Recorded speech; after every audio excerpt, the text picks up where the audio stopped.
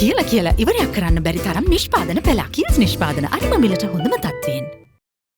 Upon assuming power in 1994, former President Chandrika Bandaranaike Kumaratunga sanctioned a commission report on the atrocities committed within the Batalanda housing complex in Biyagama. The alleged atrocities include extrajudicial killings, torture and unlawful detention. The Commission of Inquiry tasked with probing the Batalanda controversy identified several individuals directly and indirectly responsible for the atrocities, with former President Ranil Wickremesinghe being among those implicated as such. The Commission of Inquiry tasked with probing the Batalanda controversy identified several individuals directly and indirectly responsible for the atrocities, with former President Ranil Wickremesinghe being among those implicated as such. Although the final draft of the report was officially handed over to former President Chandrika Bandaranaike Kumaratunga on the 5th of May 1998, legal action against those responsible was never instituted. Several decades later, the atrocities committed in Batalanda re-entered the limelight off the back of a recent edition of Al Jazeera's head-to-head interview series,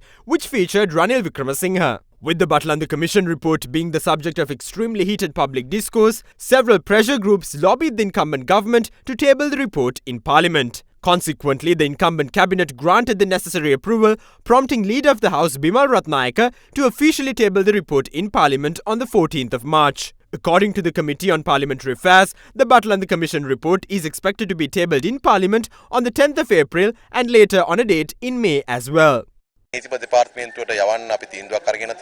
We have decided to issue this report to the Attorney General. We have also reserved 2 days to debate this matter, with the first day being the 10th of April. The UNP and those backing Sajith Premadasa didn't want this matter to be taken up in Parliament. In the interest of democracy, however, we will hold this debate. Against this backdrop, former President Ranil Wickremesinghe, who is implicated in the report, issued a special statement today denying responsibility and completely rejecting the Batalanda Commission report. 1987 වර්ෂයේදී ඉන්දු ලංකා ගිවිසුම අත්සන් කිරීමෙන් පසුව Off the back of the Lanka Peace Accords in 1980, the JVP spread terror nationwide. Given this political context, former President J.R. Jayawardena vested in the Cabinet of Ministers the power to protect sites of national interest. Since the Biyagama commercial zone was home to an oil refinery, a diesel-powered electricity generating facility and a transmission hub which disseminated electricity from Mahaweli to Colombo, the area had extreme commercial importance. Since these public infrastructure facilities were important, the military was deployed to ensure its security.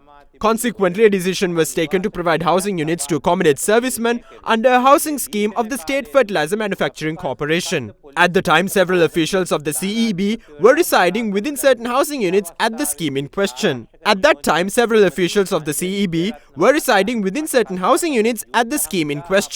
During this reign of terror, the OIC of the Sapugaskanda police station was assassinated. Subsequently, the then Deputy Minister of Defence, Ranjan Wijeratne, talked to me to reserve a few housing units at the housing scheme in Batalanda to accommodate army servicemen and police officers. Therefore, relevant state officials took steps to hand over a few empty housing units to the then police superintendent of the Kalaniya division, Nalin Delgoda. During this time, several individuals, including a local government councillor, a cooperative service member and a police sergeant, were murdered. Along with this, another local government councillor's residence was attacked. Meanwhile, the government took steps necessary to restore order within the chaos and to instill economic stability while ensuring peace and national security. Upon assuming power in 1994, former President Chandrika Bandaranaike Kumaratunga sanctioned a commission to probe an alleged torture chamber being operated in Batalanda. Several individuals were summoned before this commission. I was summoned before this commission only as a witness.